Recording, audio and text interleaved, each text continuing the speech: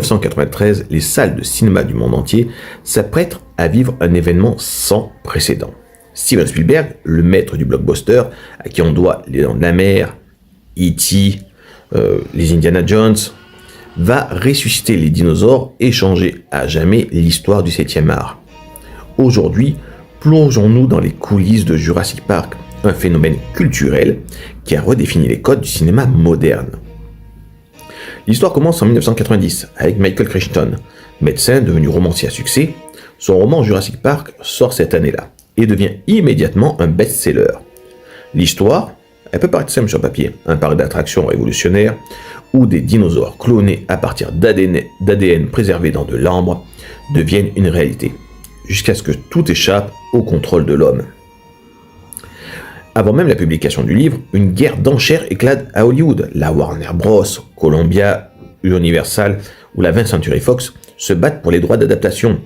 Et c'est finalement Universal qui l'emporte pour 1,5 million de dollars. Mais il y a une condition dans tout ça. Steven Spielberg doit réaliser le film.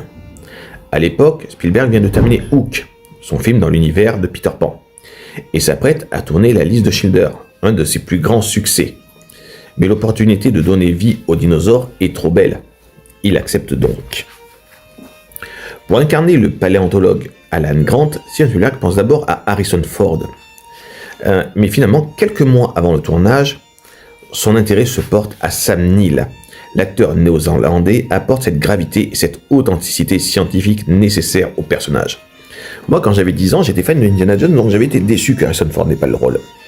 Mais aujourd'hui, je me dis que personne n'aurait pu jouer Alan Grant comme Sam Neill. Face à lui, Laura Dern devient Ellie Sattler, la paléobotaniste brillante et courageuse qui refuse d'être une simple faire-valoir.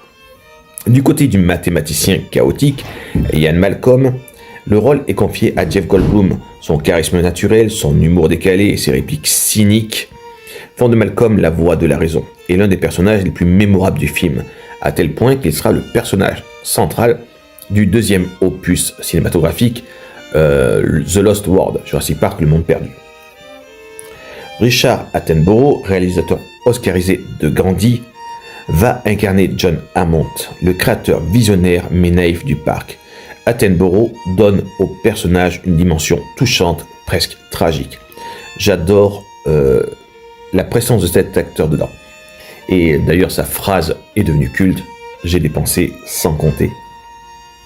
Pour les enfants, Lex et Tim Murphy, Spielberg choisit Ariana Richard et Joseph Mazzello. Leur alchimie et leur authenticité renforcent l'aspect émotionnel du film. Et c'est vrai que, généralement, les gosses, c'est toujours compliqué dans les films, mais ceux-là s'en sortent très bien et jouent très très bien. Mais le vrai défi, trouver l'acteur pour Dennis Nedry. Et ça sera Wayne Knights qui va s'en occuper. L'informaticien véreux dont la trahison déclenche la catastrophe, il fallait un personnage qui apporte ce côté sournois, mais qui apporte un petit côté comédie, et ce que Knights arrive à faire. Ouais, c'est ça, je vais résumer en disant qu'il apporte une touche de comédie noire qui contraste parfaitement avec l'horreur qui s'ensuit. Il représente peut-être la bêtise humaine, le goût du profit. Initialement, Steven Spielberg envisage d'utiliser principalement des animatronics et la technique du Go Motion développée par Phil Tippett. Mais tout change lorsque Industrial Light and Magic, la société d'effets spéciaux de George Lucas, présente un test d'image de synthèse montrant des dinosaures en mouvement. Spielberg est stupéfait. Pour la première fois, des créatures générées par ordinateur semblent vivantes, réalistes. Sa décision est prise. Jurassic Park combinera animatronics, grandeur nature, créé par Stan Winston, et CGI révolutionnaire. D'ailleurs, l'animatronics du Tyrannosaure Rex pèse plus de 6 tonnes. Il faut savoir que c'est le plus grand animatronics jamais créé pour un film. Il sera seulement surpassé en 2001 par le Spinosaure, toujours dans l'univers de Jurassic Park. Donc, les animatronics du Tyrannosaure, qui pèsent donc plus de 6 tonnes, lors de la scène iconique sous la pluie, à cause de l'humidité et de l'eau, le robot se met à dysfonctionner, créant des mouvements imprévisibles et terrifiants. Et les acteurs sont en panique. Les enfants ne crient pas parce qu'ils jouent le jeu, ils sont totalement terrifiés. D'ailleurs, la vitre qui cède sous la tête du T-Rex, que les gosses retiennent avec leurs pieds et leurs mains, est une scène réelle. La vitre n'était pas censée céder. Spielberg garde les prises ajoutant une authenticité inattendue et une scène devenue culte. Les vélociraptors, star terrifiante du film, ils nous ont tous marqués avec leur scène de la cuisine par exemple, sont principalement des costumes portés par des acteurs augmentés en CGI. Pour certaines séquences, cette combinaison de techniques crée une illusion parfaite. Finalement, le film utilise seulement 14 minutes d'images de synthèse, mais ces minutes changent tout et elles sont surtout bien utilisées. Elles prouvent que le CGI peut créer des créatures photoréalistes et vous la voix à une nouvelle ère du cinéma. Ils vont réussir à développer ça et de nos jours, c'est grâce à Jurassic Park qu'on peut savourer des œuvres telles que Avatar par exemple. On va aussi parler, impossible d'ailleurs même de parler, de Jurassic Park sans parler de la musique. Comment parler honnêtement de Jurassic Park sans évoquer John Williams? Le compositeur, collaborateur régulier de Steven Spielberg, crée une partition qui capture l'émerveillement, la terreur et la majesté des dinosaures. Le thème principal, avec ses notes majestueuses, jouées au cuivre, évoque l'admiration devant ces créatures préhistoriques ressuscitées. C'est l'une des mélodies les plus reconnaissables de l'histoire du cinéma. Mais d'ailleurs, John Williams, c'est sa spécialité. On lui doit quand même les musiques de Indiana Jones, de Star Wars, de Jurassic Park, oui, évidemment, puisqu'on est dessus, et des Dents de la Mer. Je veux dire, Williams, c'est un grand monsieur. Il n'y a qu'un seul compositeur pour moi qui s'assoit à sa table, c'est Hans Zimmer. Williams compose également des thèmes plus sombres pour les scènes de suspense créant des tensions insoutenables lors des attaques de dinosaures. Cette dualité musicale entre émerveillement et terreur reflète parfaitement l'ambiguïté morale du film. Puis nous y voici. Nous sommes le 11 juin 1993. Jurassic Park sort aux États-Unis. Le succès est immédiat, phénoménal. Dès le premier week-end, le film engrange 50 millions de dollars, un record à l'époque. Si maintenant ça semble classique, à l'époque c'est littéralement un record. En seulement 19 jours, il dépasse les 200 millions de dollars au box-office américain.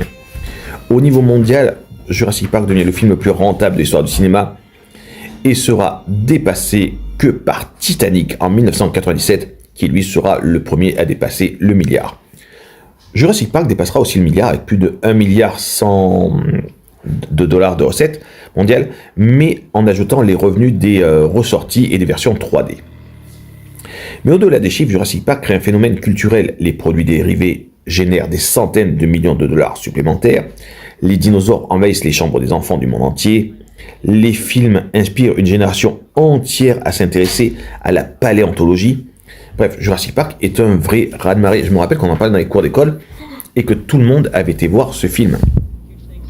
Côté critique, Jurassic Park reçoit un accueil triomphal. Les journalistes saluent l'exploit technique, la mise en scène impeccable de Spielberg et la capacité du film à fonctionner à la fois comme spectacle et comme réflexion philosophique.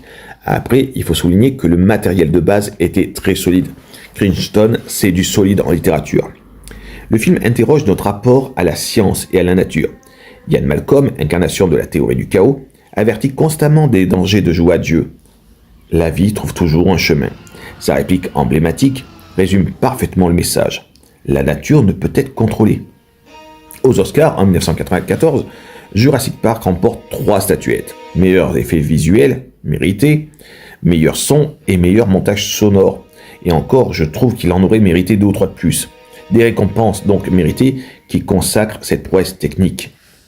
Le film, lui, va engendrer une franchise massive de suites directes dans les années 90 et 2000, avec Jurassic Park The Lost World, porté par Jeff Goldblum, et en 2001 avec Jurassic Park 3, avec le retour de Sam Neill. Jurassic Park 3 étant certainement le moins bon de la saga. Puis Jurassic World à partir de 2015 qui ressuscite la franchise, avec Chris Pratt dans le rôle principal, 3 films qui dépasseront tous le milliard de dollars. Puis, l'année dernière, en 2025, sort Jurassic World Rebirth, qui essaye de se rapprocher de ce que faisait Spielberg. Le grain sur la vidéo, filmé un peu à l'ancienne, on va dire, des scènes qui vont penser aux Dents de la Mer, mais pourtant, sans atteindre la qualité du film, sans saisir la substance que donnait Jurassic Park. Donc, aucune suite n'égale l'original. Jurassic Park reste le film parfait, celui qui a tout changé. Et quand je dis le film parfait, c'est que je suis honnête. Je pense que techniquement, c'est un des films les plus proches de la perfection qui existe. Plus de 30 ans après sa sortie, Jurassic Park demeure une référence absolue. Il a prouvé que le cinéma d'aventure pouvait être intelligent, que les effets spéciaux pouvaient servir l'intrigue et l'émotion, et que l'émerveillement n'a pas d'âge. Spielberg n'a pas simplement fait revivre des dinosaures, il a créé un moment de cinéma, un moment même éternel, une expérience qui continue d'inspirer des millions de spectateurs à travers le monde. Et comme le dirait si bien Ian Malcolm, que la vie trouve toujours un chemin. Sur ces bonnes paroles, bye bye à tous. Bienvenue à Jurassic Park.